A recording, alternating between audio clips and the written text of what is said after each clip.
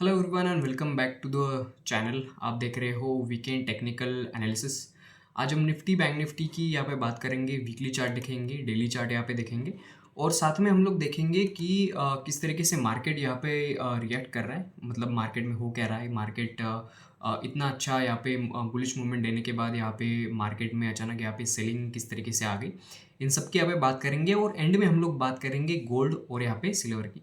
तो अभी जो आप चार्ट देख रहे हैं वो है निफ्टी 50 का वीकली चार्ट। ठीक है, मैंने एक बहुत पहले अपने वीडियो में मैंने बोला था, अभी 2-3 वीक से मैंने ये वीकेंड एनालिसिस का वीडियो यहाँ पे मैंने अपलोड नहीं किया था। बट शायद ये 1 महीने पहले मैंने यहाँ पे कोई वीडियो बनाया था जब मार्केट यहाँ पे कहीं पे था, तब मैंने वीकली चार्ट में बोला था, हाँ यहाँ पे कहीं पे था मार्केट। तब मैंने वीकली चार्ट में क्लियरली बोला था कि एक डब्ल्यू पैटर्न, एक सॉर्ट ऑफ मुझे यहाँ पे वीकली चार्ट में दिख रहा है। तो अगर आप यहाँ पे अगर आप उस पैटर्न को अगर आप देखोगे जहाँ पे मार्केट में एक बुलिश मूवमेंट आया, उसके बाद सेलिंग गई, उसके बाद मार्केट फिर ऊपर गया था और शायद यहाँ पे कहीं पे मैंने वो वीडियो बनाया था कि जहाँ पे मुझे एक सॉर्ट ऑफ एक डब्ल्यू पैटर्न मुझे यहाँ पे नज़र आ रहा है और एग्जैक्टली मार्केट ने उस तरीके का यहाँ पे मूवमेंट दिया। अभी देखो आपको ना यहाँ पे एक ऑल टाइम हाई यहाँ पे दिख रहा होगा जो कि सितंबर लास्ट ईयर मार्केट ने यहाँ पे हिट किया था, जो कि है 26,290 रुपये के आसपास का। ठीक है, अभी आपको अगर ऐसा लगता है कि ये ऑल टाइम हाई मार्केट एक ही साथ यहाँ पे ब्रेक कर देगा और यहाँ पे बहुत बड़ी बुलिश मूवमेंट आ जाएगी, टीवी के एंकर्स यहाँ पे बोलते हैं, कुछ स्पेसिफिक एंकर्स के मैं यहाँ पे नाम नहीं ले सकता, बट कुछ एंकर्स यहाँ पे मतलब बोलते हैं एक तरीके से कि 400 पॉइंट की रैली आ जाएगी, बैंक निफ्टी 200 पॉइंट ऊपर है, 300 पॉइंट मार्केट भागेगा एंड ऑल दैट। मार्केट में हुआ पिछले हफ्ते, अगर आप यहाँ पे डेली चार्ट अगर आप देखोगे तो मार्केट में 1-2 दिन यहाँ पे बुलिश मूवमेंट था, पिछले के पिछले हफ्ते यहाँ पे एक अच्छा खासा मूवमेंट था। बट पिछले हफ्ते मार्केट यहाँ पे कम्प्लीटली फ्लैट था, मतलब गैप अप ओपन होके कंप्लीट एक रेंज में था, और उसके बाद थर्सडे और फ्राइडे के दिन मार्केट में यहाँ पे थोड़ी बहुत सेलिंग आई। अगर आप वीकली चार्ट में अगर आप देखोगे तो मार्केट अभी भी मुझे एक बुलिश सेंटिमेंट में यहाँ पे दिख रहा है, अनलेस एंड अनटिल कोई नेगेटिव न्यूज़ यहाँ पे ना हो। पॉजिटिव न्यूज़ जो थी यहाँ पे ये 2 वीक वो ये थी कि अमेरिका के साथ जो एक ट्रेड डील होने वाली थी वो मतलब बोला था डोनाल्ड ट्रंप ने कि एक बहुत बड़ी ट्रेड डील यहाँ पे होने वाली है, जैसे हिस्ट्री में यहाँ पे कभी नहीं हुई एंड ऑल दैट। तो ऐसी कुछ यहाँ पे बातें वगैरह आ रही थी अमेरिका की तरफ से, बट उसमें अभी कोई भी कंफर्मेशन नहीं है, इसलिए मार्केट ने यहाँ पे रिएक्ट किया है। अगर आप वीकली चार्ट अगर आप देखोगे तो मुझे जो लेवल यहाँ पे इंपॉर्टेंट नज़र आती है वो है ये वाली लेवल। ठीक है, अगेन मार्केट जहाँ पे खड़ा हुआ है ये वाली लेवल मुझे यहाँ पे इंपॉर्टेंट नज़र आती है, जो कि 25,700 की लेवल यहाँ पे निकल के आती है। ठीक है, 25,722 पे यहाँ पे मार्केट यहाँ पे बंद हुआ है, तो 25,700 25,650 की लेवल जो है वो मेरे लिए यहाँ पे बहुत ज़्यादा इंपॉर्टेंट हो जाती है। ठीक है, नेक्स्ट इंपॉर्टेंट लेवल अगर मान लो वो लेवल अगर टूट जाती है 25,650 की भी, तो अगेन ये ब्लू लाइन जो आप देख रहे हो मार्केट यहाँ पे कहीं पे आके अपना सपोर्ट लेने की कोशिश करेगा। ठीक है, एक एक टूल होता है उसको कहते हैं फिबोनाची रिट्रेसमेंट। फिबोनाची रिट्रेसमेंट अगर आप यहाँ से लगाओगे, क्योंकि ये रिसेंट लो था मार्केट का, और अगर आप रिसेंट हाई पे अगर आप मार्क करोगे तो आपको दिखेगा कि एग्जैक्टली मैंने ये ब्लू लाइन यहाँ पे क्यों बोली है, क्योंकि 38.20% का यहाँ पे रिट्रेसमेंट है। एंड अगेन अगर ये लाइन ब्रीच होती है तो ये 50% का रिट्रेसमेंट यहाँ पे लेगा मार्केट, एंड उसके बाद यहाँ पे ऊपर जाएगा, बट मुझे नहीं लगता कि इतना ज़्यादा यहाँ पे नीचे आएगा। ठीक है, अगर यहाँ से अगर ये 50% मान लो यहाँ तक नीचे आता है तो ये करीब 500 पॉइंट या फिर 2% के आसपास उसको मार्केट को नीचे आना पड़ेगा, जो कि मुझे इतना ज़्यादा प्रैक्टिकल यहाँ पे नहीं लगता कि मार्केट यहाँ पे इतना मतलब नीचे आ सकता है 500-600 पॉइंट यहाँ पे। तो ये ब्लू लाइन पे आप नज़र बना के रख सकते हो, जो कि 25,600 25,460 25,450 के आसपास आप इस लेवल पे मार्क करके रख सकते हो। डेली चार्ट में अगर हम लोग देखें तो डेली चार्ट में भी एक सॉर्ट ऑफ एक एम पैटर्न हमें यहाँ पे नज़र आता है।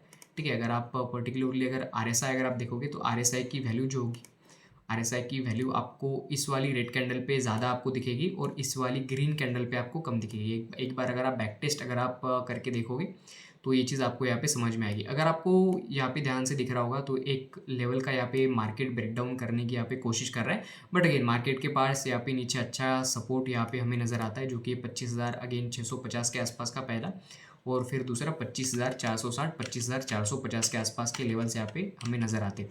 ठीक है, अभी मेरी एक्सपेक्टेशन क्या है, आप देखो स्पेशली निफ्टी से या फिर ओवरऑल एक मार्केट के परस्पेक्टिव से अगर आप देखोगे तो देखो जैसे ऑल टाइम हाई होते हैं ना किसी भी स्टॉक में या फिर किसी भी इंडेक्स में, ये सिर्फ एक बार में मार्केट इसको ब्रेक नहीं कर सकता। ठीक है, आप कोई भी चार्ट उठा के देख लो, किसी भी इंडेक्स का, किसी भी स्टॉक स्पेसिफिक का, या फिर किसी भी और किसी भी सिक्योरिटी का, वो एक बार में अपने ऑल टाइम हाई रेजिस्टेंस को या फिर अपने सबसे बड़े सप्लाई जोन को यहाँ पे मार्केट इतनी आसानी से ब्रेक नहीं करता। ठीक है, वहाँ पे कंसोलिडेशन होगा। ठीक है, तो यहाँ पे एक कुछ इस तरीके से एक कंसोलिडेशन होगा। ठीक है, कुछ इस तरीके का यहाँ पे कंसोलिडेशन होगा, प्राइस यहाँ पे नीचे आएगी, कुछ इस तरीके का यहाँ पे कंसोलिडेशन होगा। एंड देन कंसोलिडेशन के बाद यहाँ पे हो सकता है कि हमें नवंबर के एंड में एक हमें बहुत बड़ा यहाँ पे ब्रेकआउट आता हुआ दिखे, नवंबर के एंड में या फिर नवंबर के मिड के बाद 15-16 या फिर 20 नवंबर के बाद हो सकता है हमें यहाँ पे एक ब्रेकआउट आते हुए दिखे ऑल टाइम हाई का, अगर एक कंसोलिडेशन यहाँ पे रहा तो। ठीक है, यहाँ पे तो की बात है, तो एक कंसोलिडेशन सबसे पहले यहाँ पे होना चाहिए, यहाँ पे बायर्स यहाँ पे इकट्ठा होने चाहिए। जब मार्केट यहाँ पे घूमता है तब यहाँ पे बायर्स यहाँ पे इकट्ठा होते हैं, और मार्केट अगर मान लो रेजिस्टेंस के पास जाता है, ब्रेकआउट देता है और फिर से वहाँ पे तेज़ी से एक ही दिन में अगर वो नीचे आ जाता है, एक ब्रेकआउट फेलियर का सिनेरियो बनता है, तो जो बायर्स भी थे यहाँ पे इंटरेस्टेड थे मार्केट को खरीदने मतलब खरीदने में इंटरेस्टेड थे, तो वो उनका जो एक तरीके से कॉन्फिडेंस है मार्केट में वो लूज़ हो जाता है।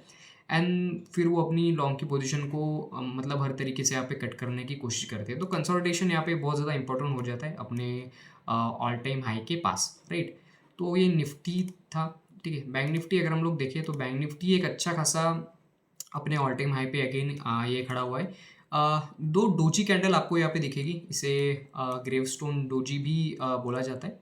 ठीक है, ग्रेवस्टोन डोजी बोला जाता है, फिर इनडिसीजन डोजी आप टाइप ऑफ कुछ बोल सकते हो, क्योंकि मार्केट जहाँ पे ओपन हुआ था वहीं पे क्लोज हुआ है ये वीकली चार्ट में, राइट। और अगर आप आर एस आई अगेन यहाँ पे देखोगे तो आपको आर एस आई की वैल्यू हो सकता है यहाँ पे कम नज़र आएगी। मेरे पास ये इंडिकेटर यहाँ पे नहीं लगा हुआ है आर एस आई का, नहीं तो मैं आपको दिखा देता, राइट। तो आप एक बार आप चेक कर सकते हो। बट अगेन बैंक निफ्टी भी एक बुलिश सेंटिमेंट में यहाँ पे मुझे दिख रहा है, क्योंकि एक इतनी बड़ी रैली के बाद अगर एक थोड़ा सा यहाँ पे रिट्रेसमेंट भी अगर आता है, राइट, तो जब तक कुछ इस तरीके का पैटर्न यहाँ पे नहीं बनता, ठीक है, एक एम पैटर्न नहीं बनता, तब तक बैंक निफ्टी में बेरिश व्यू आप मत बनाना।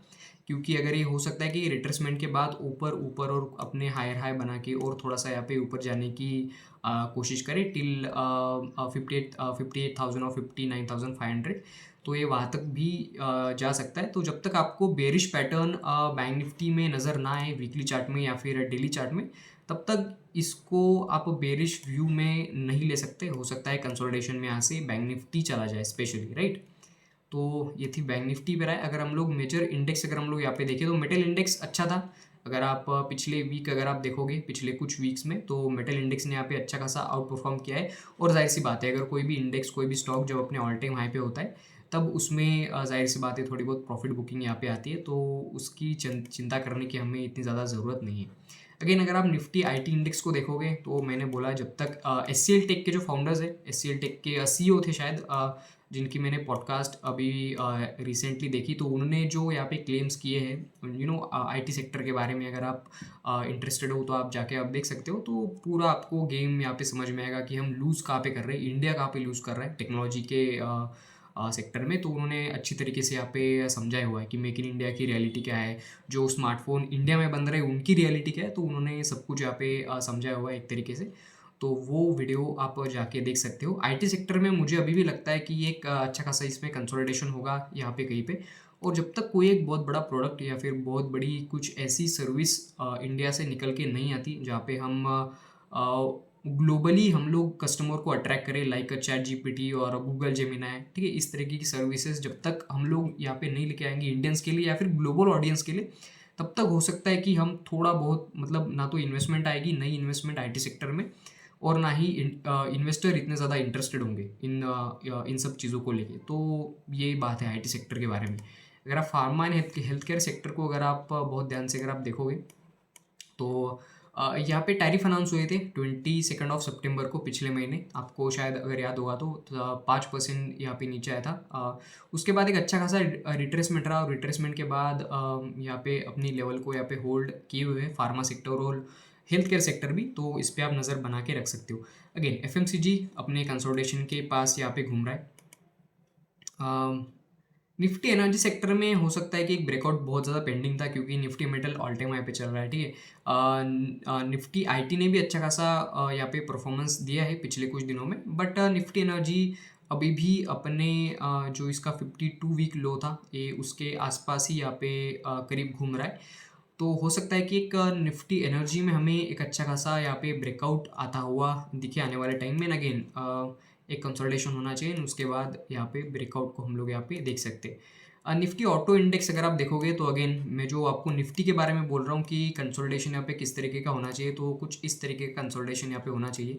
ठीक है, निफ्टी ऑटो में जब तक ये लेवल नीचे की साइड ब्रेक नहीं होती, जो कि है 26,350 की, 26,355, 26,350 की लेवल जब तक ब्रेक नहीं होती, तब तक निफ्टी ऑटो के स्टॉक यहाँ पे इस लेवल पे कंसोलिडेट करेंगे। उसके बाद हो सकता है कि निफ्टी ऑटो में भी हमें एक अच्छा खासा ब्रेकआउट यहाँ पे देखने को मिल सकता है। राइट, अभी इंडिया विक्स की अगर हम लोग बात कर ले, इंडिया विक्स 12 के आसपास चल रहा है। ये जब 15-16 के ऊपर जाएगा तो वॉलेटिलिटी थोड़ी सी यहाँ पे बढ़ सकती है मार्केट में, तो वो भी हमें देखना होगा। निफ्टी मिड कैप इंडेक्स अगर हम लोग देखें, Nifty mid cap index again अपने ऑल टाइम हाई पे चल रहा है, तो इसमें एक ब्रेकआउट बहुत दिनों से पेंडिंग है। हो सकता है कि जब निफ्टी, मुझे पर्सनली ऐसा लगता है कि निफ्टी 50 के स्टॉक्स के मतलब कंपैरिजन में निफ्टी मिड कैप के जो स्टॉक्स होंगे ना, वो अभी अगेन इंडियन मार्केट में यहाँ पे लीड करने वाले हैं आने वाले 1 या 2 महीने में, क्योंकि कुछ पैटर्न ही उस तरीके के बन रहे हैं। मतलब मार्केट इतना ज़्यादा वॉलेटाइल हुआ, बट निफ्टी मिड कैप और निफ्टी स्मॉल कैप की इंडेक्स अगर आप देखोगे ना, तो वो थोड़े बहुत स्टेबल मुझे यहाँ पे ओवरऑल नज़र आए हैं।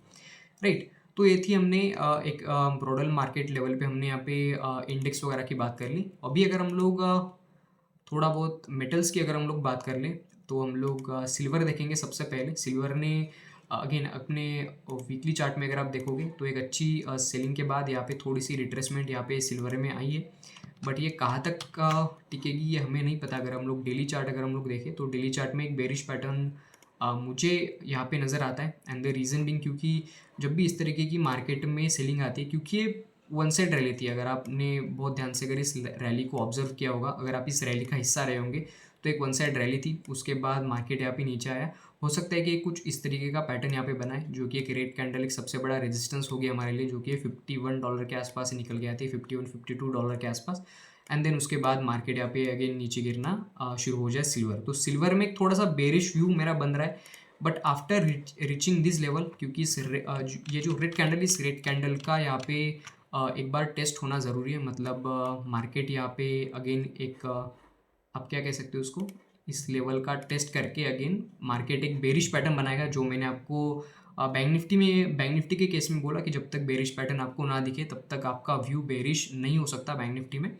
सो अगेन सिल्वर के लिए ही वैसा ही मेरा व्यू है कि मार्केट पहले यहाँ पे धीरे धीरे जाएगा, एंड देन उसके बाद फिर से सिल्वर में यहाँ पे सेलिंग कंटिन्यू हो सकती है। राइट, अगर हम लोग गोल्ड की बात करें यहाँ पे, गोल्ड के, तो गोल्ड में भी एक अच्छा खासा एक रैली के बाद गोल्ड में यहाँ पे एक अच्छी खासी गिरावट यहाँ पे आई थी। अगर आप ऑल टाइम हाई से अगर आप इस गिरावट को ऑब्जर्व करोगे, जो करंट मार्केट प्राइस चल रही है, तो एक करीब करीब 8% की यहाँ पे गिरावट है। तो और यहाँ पे गुंजाइश बचती है थोड़ी बहुत गोल्ड में यहाँ पे गिरावट की, तो इसके ऊपर भी आप नज़र रख सकते हो। ये कंसोलिडेशन का एक अच्छा खासा यहाँ पे एरिया है, जब तक ये नीचे की साइड यहाँ पे ब्रेक नहीं होता, जो कि 3890 के आसपास का, तो तब तक हमें मतलब थोड़ी बहुत यहाँ पे सेलिंग आती हुई नहीं दिखेगी। इसके अंदर ये गोल्ड ही घूमता रहेगा आने वाले शायद 15-20 दिन या फिर 1 महीने। राइट, अगर हम लोग अगेन डाउ जोन्स की बात कर ले तो अपने ऑल टाइम हाई पे चल रहा है। नास्डैक की अगर बात कर ले तो अगेन ऑल टाइम हाई पे यहाँ पे चल रहा है। क्रूड ऑयल की अगर हम लोग बात करें यहाँ पे, क्रूड ऑयल अगर हम लोग वीकली चार्ट में भी अगर हम लोग देखें तो क्रूड ऑयल में एक अच्छा खासा मूवमेंट था पिछले वीक। इस वीक वो मूवमेंट थोड़ा सा यहाँ पे फेड हुआ है, बट अगर हम लोग नेचुरल गैस की बात कर ले तो नेचुरल गैस में तो एक बहुत बड़ा यहाँ पे मूवमेंट आया ड्यू टू जो विंटर्स वगैरह आ रहे हैं, खास करके यूरोपियन देशों में। तो वहाँ पे गैस की डिमांड जो है वो रहती है। तो अगर हम लोग डॉलर इंडेक्स की अगर हम लोग यहाँ पे बात करें तो डॉलर इंडेक्स का जो डायरेक्ट कनेक्शन होता है वो होता है गोल्ड के साथ। अगर डॉलर इंडेक्स ऊपर जाएगा तो जाहिर सी बात है गोल्ड यहाँ पे नीचे गिरेगा।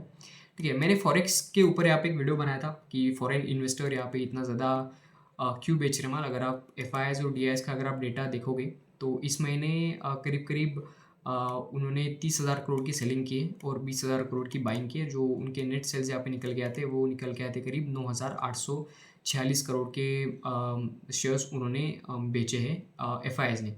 राइट, अगर आप पूरे अक्टूबर मंथ का अगर आप उनका डेटा देखोगे, क्योंकि ये एक दिन उसमें काउंट नहीं हुआ है अक्टूबर का, 31st ऑफ अक्टूबर ये काउंट नहीं हुआ है। 30 और 31st ऑफ अक्टूबर शायद यहाँ पे काउंट नहीं हुआ है। तो अगर आप जुलाई से देखोगे तो जुलाई से कंटिन्यूसली वो बेचे रहे 47,000, 46,000, 35,000 और इस महीने करीब 9,800 करोड़ का उन्होंने यहाँ पे माल बेचा है। तो ये एक कंसर्न यहाँ पे रेज करता है। और उसके पहले भी अगर आप देखोगे तो जनवरी फरवरी उन्होंने अच्छा खासा यहाँ पे क्वांटिटी में माल बेचा है और ख़रीदा, मतलब सिर्फ मार्च अप्रैल और मई में उन्होंने ख़रीदा है और जून में ख़रीदा है।